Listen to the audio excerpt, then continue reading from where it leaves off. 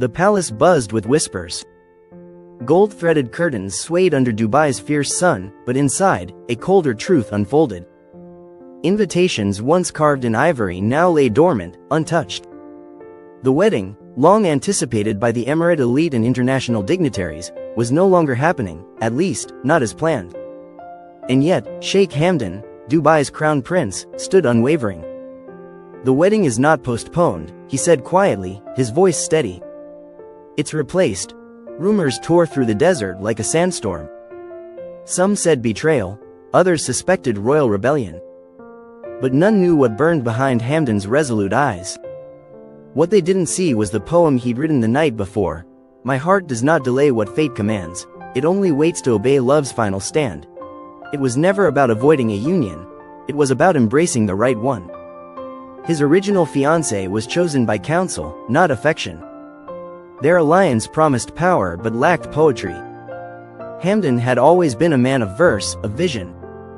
In moonlit solitude, he'd once penned, "I seek not beauty bound by tradition, but the soul that echoes in my own condition."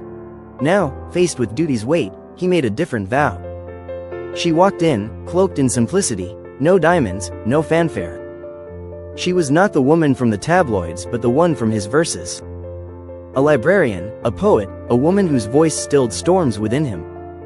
She had met him not as a prince but as a stranger with kind eyes and a notebook filled with sand-colored metaphors. It was in her that he had found truth, not title. The decision was not scandal, it was courage. The council raged. "You cannot replace a royal wedding," they said. But Hamdan replied with a soft defiance. "The moon is not less than the sun because it shines differently. I do not replace honor, I restore it." His words silenced rooms, like the hush that follows thunder. In his private journal, hidden from the world, he had written, "They'll say I broke a kingdom's rhythm, but I only followed the beat of my own." He had wrestled with it, torn between throne and tenderness. But love, as he knew, was no gentle breeze. It was a desert wind, hot, wild, and impossible to tame.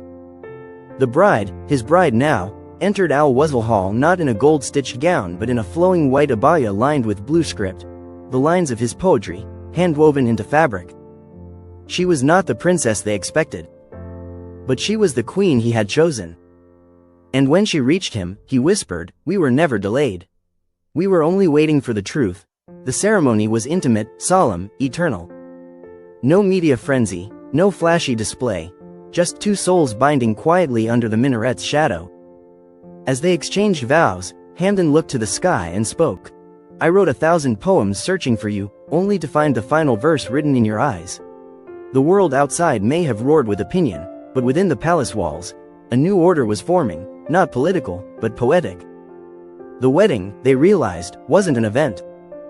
It was a statement. Not postponed, not broken, reborn. Later that evening, he addressed the public not with decree, but with verse. "Let no man call me lost for choosing love, for thrones built without it are but cages above." The people listened. And slowly, they understood. This wasn't abandonment. It was ascension of the heart. Critics softened, voices faded, and poems blossomed. Children would one day speak not of the wedding that didn't happen, but of the one that truly did. The one where a crown prince risked everything to follow not a blueprint of power, but the delicate design of devotion. The wedding was not postponed, it was replaced. Not by scandal, but by sincerity. Not by duty, but by desire. And in the annals of Dubai's golden era, this choice would be remembered not as rebellion, but as rhythm, the day Sheikh Hamdan chose poetry over protocol, love over legacy. The desert night stretched wide, glittering with ancient stars as if the sky itself had gathered to witness the truth of this new union. Sheikh Hamdan stood on the palace terrace, the woman he loved beside him, and for the first time in years, he felt no weight on his shoulders. Only wings. The silence between them was rich, not empty, filled with everything unspoken and understood. He looked at her, this woman who had walked quietly into his life and rewritten his destiny, and he whispered, "You were not my plan. You were my poetry." Far beneath them, Dubai shimmered like a mirage made real.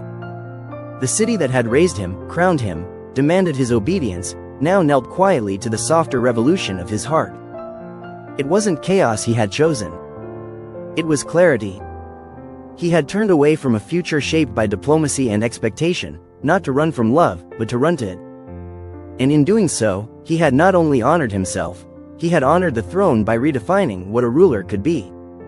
She turned toward him, her fingers laced with his, and spoke the words he had never dared to dream aloud. You are not loved for being a prince. You are loved for being a man who knew what not to fear. Her voice was soft, but the power in it was ancient, echoing with the fierce grace of queens who ruled with wisdom, not just titles. In her, Hamdan saw not a consort, but a compass. She had not led him away from duty, she had led him toward its truest form. Behind closed palace doors, the former bride-to-be had departed with grace.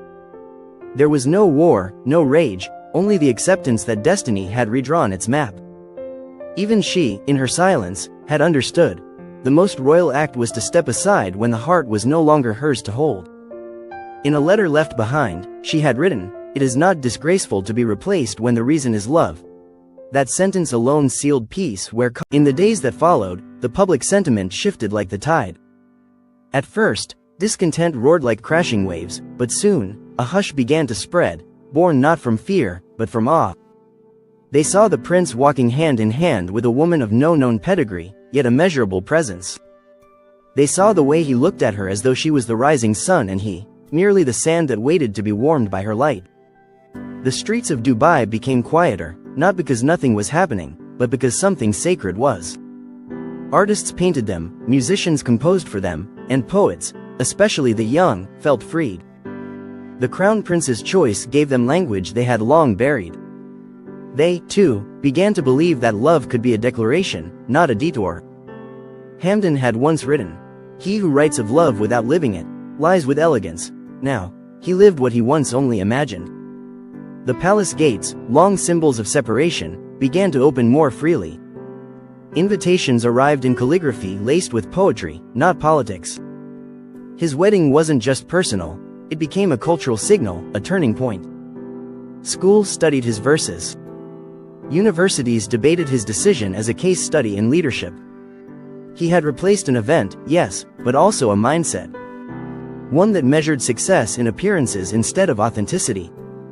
The newlyweds spent their first days away from the spotlight, in a quiet oasis beyond Al Marmoon. There, under wind-bent palms, they spoke of a future written not in protocol, but in presence. He gave her a small book of unpublished poems, each one older than their meeting, yet eerily prophetic. In the margins, he had scribbled, "I was writing you before I knew your name." She read them with tears falling softly, not from sadness, but from recognition. Back at the palace, preparations changed. A new celebration would be held, not one of power, but of purpose. There would be music, yes, but not the thunderous kind. This would be music of oud and wind, of stories told through dance and scent. No headlines would be chased. No spectacle would be staged. It would be a festival of intimacy, where love was not performed, but lived, fully, freely. Sheikh Hamdan stood before the court once more, not to explain, but to share. He spoke not from a script but from the heart. "The wedding is not what we change," he said, "but the meaning of it. We replaced arrangement with alignment. We replaced the show with sincerity. And in doing so, I have found not a queen of the state, but a queen of my soul." The silence after his speech was not awkward, it was reverent. That night, across the city, lanterns were released into the sky. They bore no royal emblems, only lines of poetry. Some were his. Some were hers. Some were from people who had never written before. And as they floated upward, the city realized something. This was more than love. This was language reborn. A reminder that power without passion is hollow, and passion without principle is fleeting. But the two, combined? That was royalty of a rare kind. The wedding had not been postponed. It had not been cancelled. It had been transformed into a revolution dressed in white, scented with oud, wrapped in verse, and crowned by two people who had chosen not the easiest path, but the truest one. And long after the gold had faded and headlines moved on, the poem of that choice would remain, etched into the heart of a nation that had, for the first time, seen its prince not only as a leader, but as a lover who led by example. Weeks later, the echoes of that bold choice still lingered in unexpected places. In the quiet confidence of young girls reciting verses in classrooms, in the softened eyes of elders who had once doubted but now felt moved, and in the way the city's skyline seemed to exhale under a new kind of legacy. Sheikh Hamdan and his bride, no longer cloaked in the pressure of performance, began planting seeds across the Emirates, not just of policy, but of poetry, education, and empathy. What began as a love story had become a cultural renaissance. The people no longer watched him for what he did, they listened, because now they knew his heart. In the gardens of the palace, beneath the flowering flame trees, he wrote once more, not for the world, but for her. You replaced what was never real, with a truth too tender to disguise, and in your eyes, I found the nation I was always meant to rise. She smiled as she read it, resting her head against his shoulder, and together they sat, two sovereigns, not crowned by circumstance, but by choice. Their story wasn't perfect. It wasn't traditional. But it was theirs. And that, finally,